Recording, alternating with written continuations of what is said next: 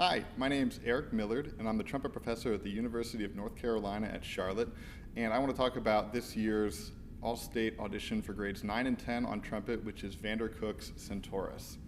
Now, at the beginning you'll notice it says two things right at the top of the music, which are Grand March and Bold. So this gives us a little bit of information that this doesn't need to be very fast, but needs to have a really grand kind of style. So think a little bit slower, really good fronts on all of your notes, and try not to go too fast or rush or compress your rhythms throughout this. Throughout this opening section, there are several tempo markings that are indicated as slower or faster, so be sure you make clear distinctions in your tempos and that they don't become blurred together. Another thing to notice about this opening section is that there are probably a few too many breath marks indicated. You probably don't need a breath every 2 measures, so figure out where is most musically appropriate and what's going to help you most to get through the opening section.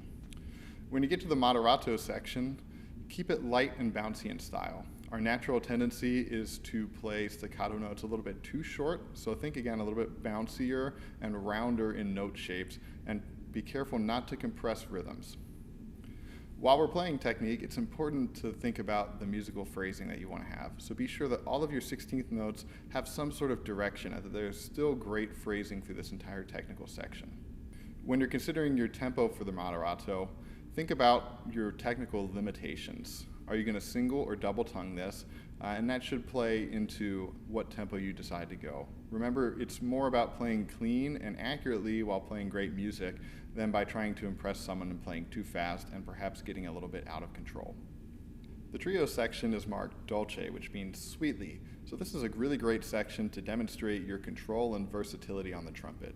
I would aim for a little bit warmer of a sound if possible, and try to get a smoother, more connected articulation to really bring out the style. Be sure you start soft and make good contrast in your dynamics, and grow significantly to your forte at the end of this section.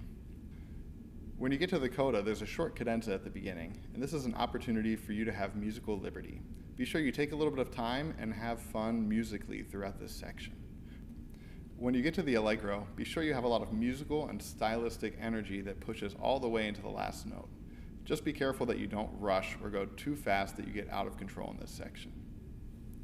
Remember that 2 things are going to take you the farthest in your trumpet playing: great sound and great musical expression. If you can demonstrate both of those things with great control throughout this piece, you'll have a really great chance of making the All-State Band.